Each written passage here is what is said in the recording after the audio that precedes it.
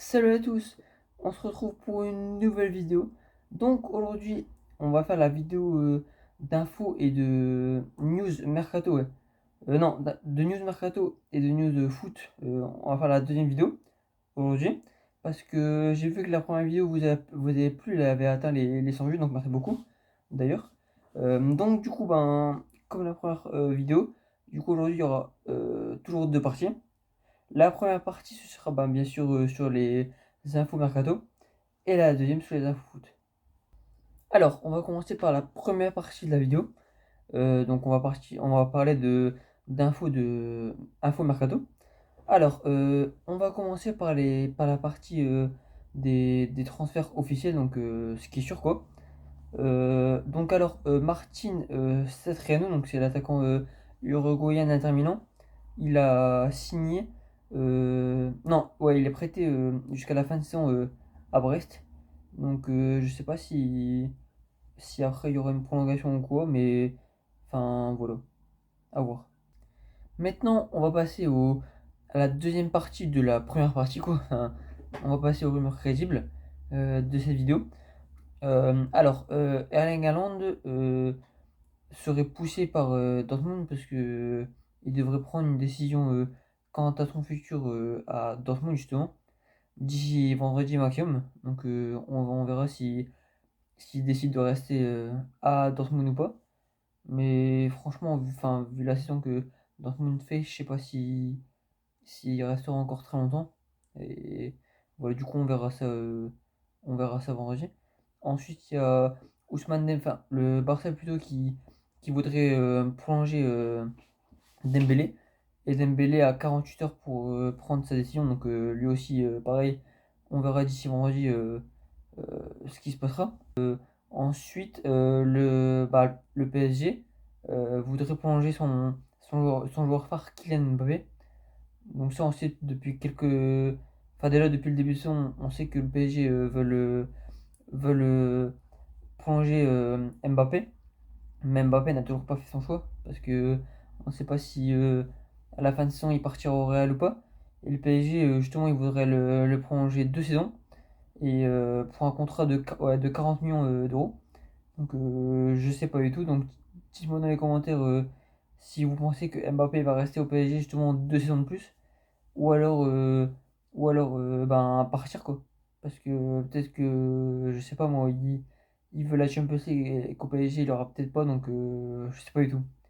Franchement je pense pas qu'il prendra 2 saisons mais enfin voilà. Dites-moi dans les commentaires ce que vous pensez à ce sujet-là. Et aussi il y a euh, il y a Fernandes, Bruno Fernandes, le joueur de Manchester United. Il voudrait quitter justement son club parce que il y a un manque de trophées. Donc, après, ouais, c'est compréhensible parce que United, ça fait 2-3 saisons qu'ils sont pas au top. Justement, ils sont pas dans le top 3 ni top 5 de Première Ligue. Dans les coupes ou en Champions League, voilà, ils font pas. C'est pas top quoi. Pourtant, sur le papier, ils ont une très très bonne équipe. Donc justement, je comprends pas. Enfin, après, c'est comme Paris, mais voilà. Donc franchement, moi après, je serais lui, je quitterais pas United, sachant qu'il y a Ronaldo et tout. Donc je pense qu'il y a moyen qu'ils peuvent faire quelque chose. Mais après, voilà, si c'est son choix et que il veut quitter ce club, après, c'est à lui de voir quoi. Au niveau des rumeurs crédibles, il y a aussi ouais, Monaco qui aurait refusé une offre de 40 millions de la part de Newcastle pour son joueur Badiashile. Non, ouais, Badiashile, ouais. Il me semble que dans le premier épisode, j'en avais parlé. J'avais dit que Newcastle avait fait une offre de 40 millions pour ce joueur-là. Mais apparemment, Monaco a refusé, mais je sais pas du tout pour quelle raison. Donc voilà, je sais pas si ce transfert se fera ou pas. Je sais pas si Monaco demande plus. Ou alors si. Enfin, je sais pas. Je sais pas du tout. Aussi, il y a. Ouais, selon l'équipe, il y aurait Nice qui serait sur Ryan Cherki qui en manque 200 dans son club formateur. Euh, et Den Hazard intéresserait Newcastle et Everton, donc deux clubs anglais. Donc franchement, ce serait bien qu'ils partent du Real parce que ouais, du Real, au Real, franchement, enfin, depuis qu'il est parti de Chelsea, franchement, il est, il est moins bon que, ouais, il est moins bon qu'avant. Donc, franchement, pour moi, il devrait partir parce que voilà, déjà, il en manque de temps de jeu, il se blesse beaucoup au Real, donc franchement, ouais, c'est pas son club. Donc, vous dites-moi dans les commentaires si vous pensez qu'il devrait partir du Real ou alors qu'il devrait rester, mais franchement, pour moi, ouais, il devrait partir. Et enfin, il y a Paris qui serait intéressé par Ndombele. Donc, parce que à Tottenham, ouais, enfin, il n'y a pas beaucoup de temps de jeu à Tottenham et Ndombele il veut partir, donc je sais pas si ça se fera. Mais bon, je pense que, enfin, ouais, il y a peut-être moyen que ça se fait. Mais en plus, il me semble que le PSG, ça fait déjà quelques temps qu'il veut ce joueur, donc je sais pas si ça se fera, mais à voir aussi. Et il y a des rumeurs aussi qui diraient, enfin, je sais pas si c'est vrai parce que, enfin, je pense pas que ça se fera, mais je pense que c'est des rumeurs. Il y a des rumeurs qui diraient que il y a Zidane,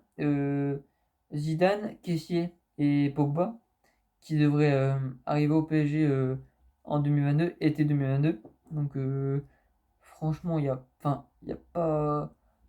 Enfin, déjà, Zidane, je sais pas s'il ira. Je sais pas du tout. Après, Kessié, bon, ça la rigueur, il y a peut-être moyen, mais il est très fort, donc je sais pas du tout. Et Pogba, ça fait déjà un moment que le PSG le suit. Et pour l'instant, il n'y a pas quitté United. Et l'année prochaine, je sais pas s'il voudra, je sais pas s'il voudra quitter le club ou pas. Mais bon, pour l'instant, c'est des rumeurs. À voir dans quelques mois, mais on saura. Mais franchement, je pense, enfin, Zidane et Pogba, il y a peut-être des chances que ça passe en rumeur crédible. Mais pour l'instant, ça reste en rumeur et voilà, à voir par la suite.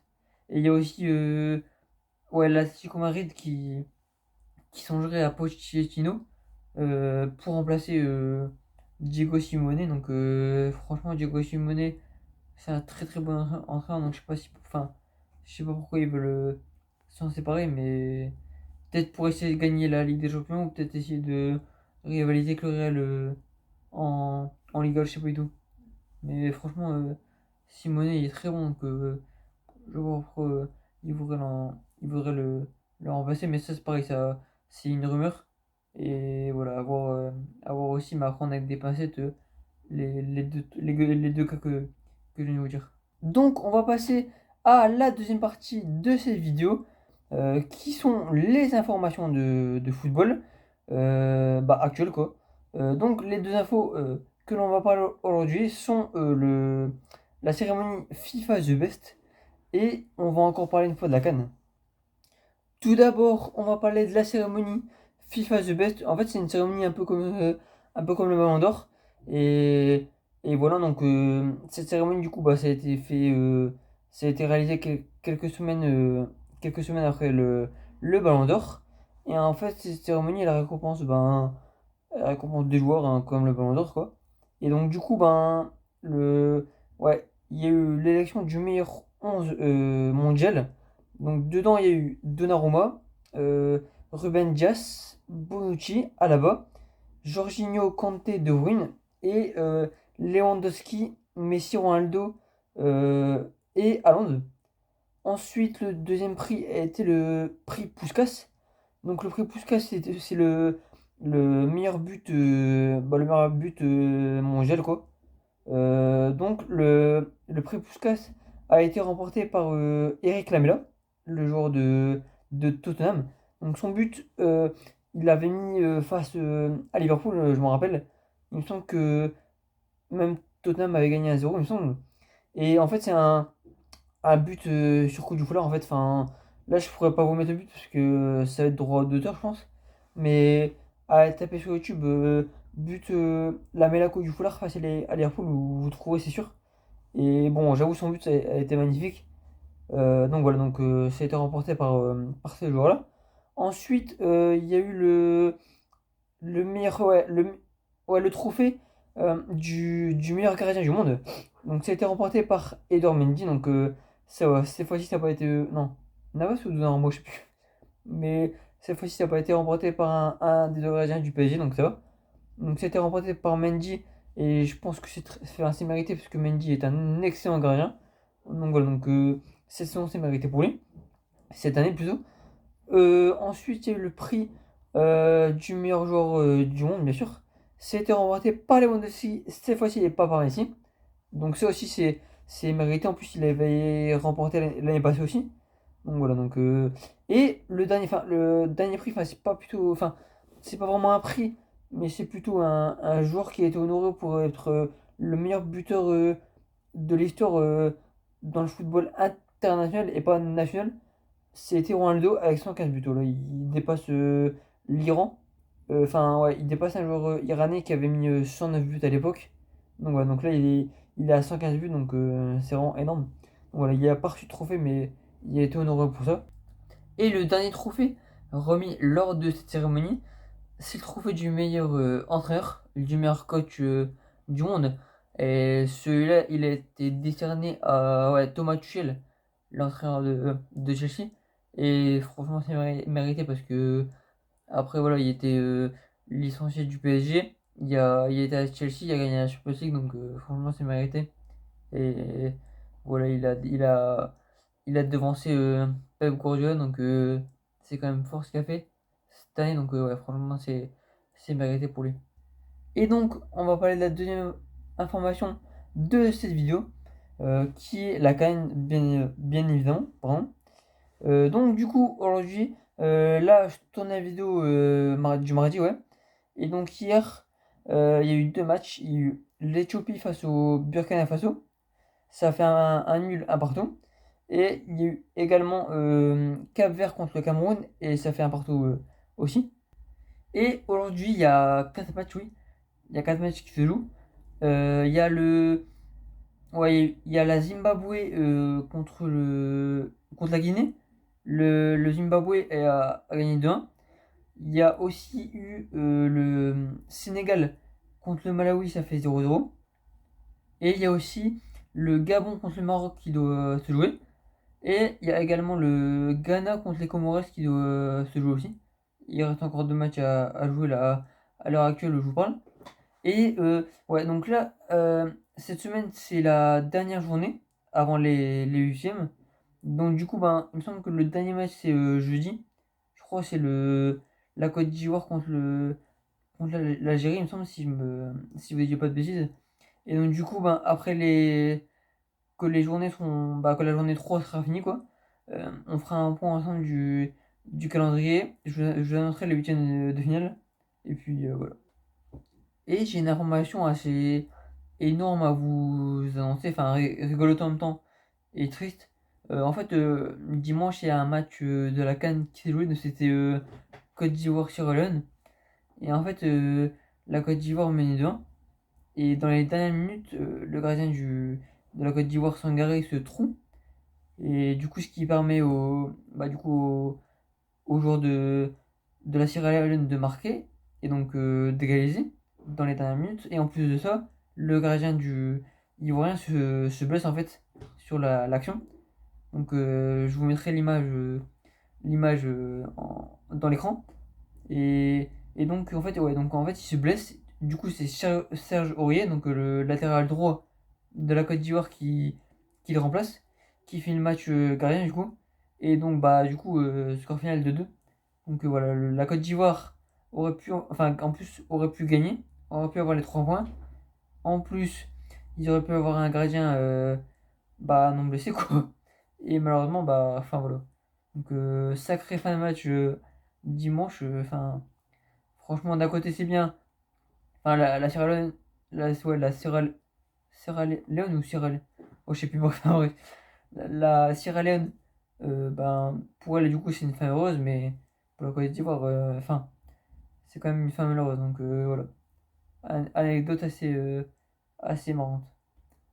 Et donc du coup, c'est la fin de cette vidéo. Merci à tous de l'avoir regardé. En tout cas, n'hésitez pas à vous abonner, à partager, à liker, à commenter, ça fera très plaisir. Et nous, on se laisse là-dessus. Ciao!